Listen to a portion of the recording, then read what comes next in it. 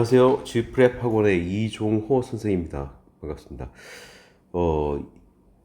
24년 가을에 얼마 전에 이제 미국 칼리지 보드에서 AP 주관해주는 회사죠. 칼리지 보드에서 회사는 아니고 칼리지 보드에서 25년 5월에 시험 봐야 될 물리에 대한 내용들을 어떤 코스로 시험이 어떤 식으로 전개가 된다 라는 내용이 발표가 됐습니다. 물리 같은 경우 20년에도 발표가 됐었는데 그 이후에 요번에 상당히 많이 변화가 됐어요. 실라버스도 바뀌었고 그 다음에 문항수도 바뀌었고 시험 시간 바뀌었고, 그래서 그걸 중심으로 해서 간단히 설명을 좀 드리겠습니다. 미국 AP가 왜 존재하냐면은, 칼리지 보드가 왜 존재하냐면, 미국은 주정부가 굉장히 권한이 세기 때문에 주마다 다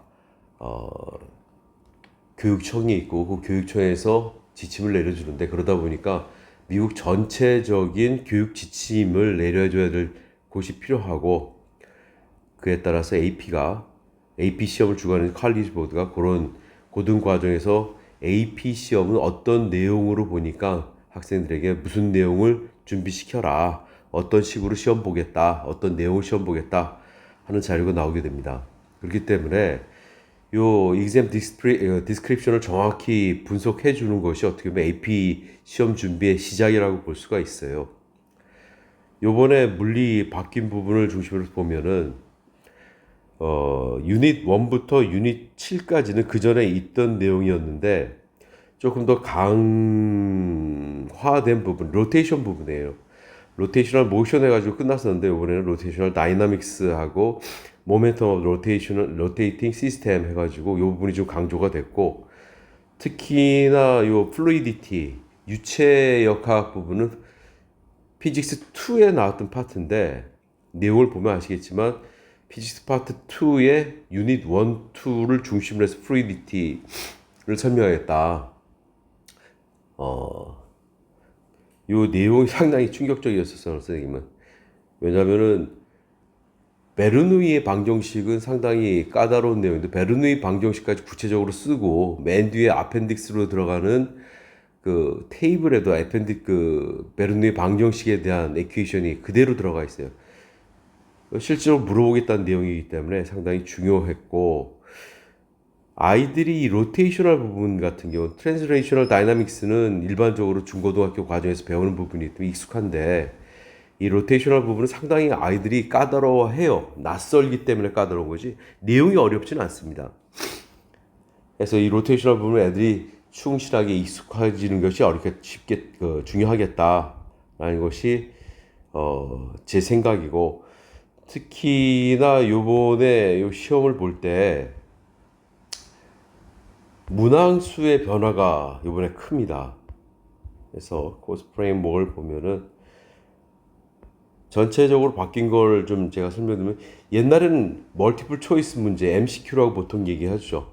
멀티플 초이스 문제 같은 경우에는 50문항에 90분을 봤었는데, 새롭게 바뀐 것은 40문항에 80분을 시험 보게 됩니다. 문항 수는 5분의 1이 줄어들었는데 시험 시간은 9분의 1밖에 줄어들지 않았어요. 그렇기 때문에 거의 9분의 1이죠. 줄어들었기 때문에 이거 MCQ 문제가 쉽지는 않겠다. 그런데 또 좋은 점은 뭐냐면은 요 멀티플 초이스 문제 중에서 듀얼 초이스가 있었어요. 맞는 거 정답 2개 고르는 문제가 한 10문제 정도 나왔었는데 그게 빠졌어요. 그게 빠진 이유가, 이제 미국 내에서도 시험을 보지만 보통 AP 시험을 250만 명 정도가 시험을 봅니다. A레벨이 한 30만 명 정도 보고 IB가 25만 명 정도가 시험을 보는데, 250만 명 정도가 전 세계적으로 보는데 영미권을 제외하고도 한 100만 명 이상이 시험에 참가를 해요. 우리나라 같이. 근데 그런 학생들한테 과학 문제를 너무 어휘가 어려운 듀얼 초이스 문제들 대부분 보면은 문장을 정확히 해석해야지만이 지문에서 답을 찾아줄 수가 있는 문제가 많았기 때문에, 그런 영어가 조금 어려운, 영어 실력을 테스트하는 게 아니잖아요. 과학적인 지식을 테스트하는 거기 때문에 그런 문항 10문제가 빠졌다. 근데도 시험 시간은 9분의 1밖에 안 빠졌다. 이건 문제가 좀 어렵게 나온다는 얘기예요. 계산 중심의 문제, 과학적인 해석 중심의 문제가 나오겠다라는 것 갖다 짐작해 줄 수 있고, 또 한 가지 중요한 점은 FRQ라고 해서 한국 시우스는 서술형 문제죠. 서술형 문제는 세 문제에서 네 문제로 늘어났어요. 사실 학생들이 어려워하는 게 이 서술형 문제예요. 정확히 영어적으로 표현하기도 어렵고 한데, 이 서술형 문제가 세 문제에서 네 문제 늘어났다. 그 시간은 그렇다고 해서 3분의 1이 늘어난 것이 아니라 10분밖에 늘어나진 않았습니다. 전체 시간은 똑같이 180분이에요. 그래서 FRQ의 비중이 커졌다라는 걸 생각해 줄 수가 있고, 전체적인 난이도가 조금 더 증가가 됐다. 과학적인 난이도, 과학적인 이해도가 중요하게 됐다. 이렇게 볼 수가 있을 것 같습니다.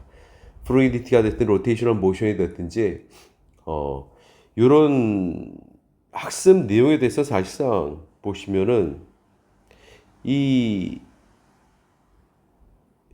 상당히 자세히 나와 있어요. 여기 보면은 유체역학 같은 경우도 어떤 파트를 문제에 내겠다. 압력 부분도 중요하고, 이 프루이디티하고 뉴턴의 운동 법칙이 어떤 연관성이 있는지에 대해서도 개념적인 설명도 들어가고, 특히 베르누이 방정식이 떡하니 들어가가지고 이런 걸 낼 테니까 너희들 요거 잘 이해를 해라. 메카니컬 에너지가 어떻게 유체에 영향을 줘서 뭐 항력이 됐든지 이런 것들이 어떻게 만들어내는지를 좀 잘 좀 이해해라 라는 식으로 나왔기 때문에, 그래서 이런 상세한 교과 내용, 그러니까 교과 내용이 되겠죠. 시험 봐야 될 내용인데, 시험 봐야 될 내용들은 학원의 선생님들이 열심히 연습을 해야 돼요. 준비를 해야 되는 거고, 요 각각의 파트에 대한 구체적인 질의 내용이 이렇게 다 언급이 되어 있기 때문에 이걸 준비해서 아이들한테 성실히 채워 넣어야지만이 되지, 뭐 바로스 책 하나 띈다, 프린스턴 책 하나 띈다, 500제 문제 다 푼다, 이래 가지고는 제대로 된 5점 성적이 나오기가 쉽지가 않아요. 그렇기 때문에 학원에서 열심히 이런 자료를 분석하고 있다는 거 다시 한번 말씀드리고, 수업에 대한 문의나 이런 것들은 G프랩 학원으로 연락을 주시면 감사하겠습니다. 예, 들어가십시오.